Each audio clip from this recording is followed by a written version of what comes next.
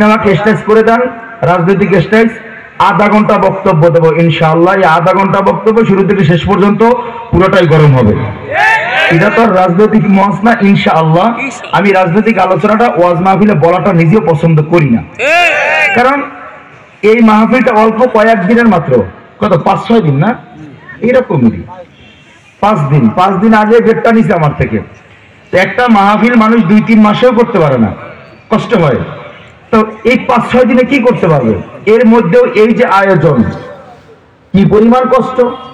আপনারা হয়তো এখানে অনেকে 10 কিলোমিটার 15 কিলোমিটার দূর থেকেও মনে হয় আসছেন কি আমার থেকে রাজনৈতিক বক্তব্য শুনতে? কিছু নসিহত শুনবেন। এখানে লেখাই হয়েছে ওয়াজ মাহফিল, ওয়াজ করব কোরআন হাদিস থেকে, তাই না? আলহামদুলিল্লাহ, আমি শুরুতে এই বিষয়টা আমাদের প্রধান অতিথিকে আমি ভালোবাসার দৃষ্টিকোণ থেকে, ভাইয়ের নজর থেকে বলবো ইনশাআল্লাহ। আমার শুরু থেকে এ পর্যন্ত হয়তো আমাদের ইউটিউবার অনেক ভাইরা আমার বয়ান ছাড়ে, তো এর ভিতর দেখবেন বয়ানের ভিতরে আমি রাজনৈতিক কথা টানি না।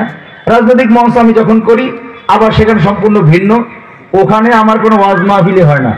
আমাদের পাশে আমাদের সম্মানিত চেয়ারম্যান মহোদয় আছেন, আমার ভাই বলছেন স্বৈরাচারের কথা। আপনার কি স্বৈরাচারী দেখছেন? আমি 3472 ভোট বেশি পেয়ে চেয়ারম্যান হওয়ার পরে 3 দিন পরে স্বৈরাচার আমার থেকে ঝিনাই হয়ে গেছে। আমিও চেয়ারম্যান একজন, আমিও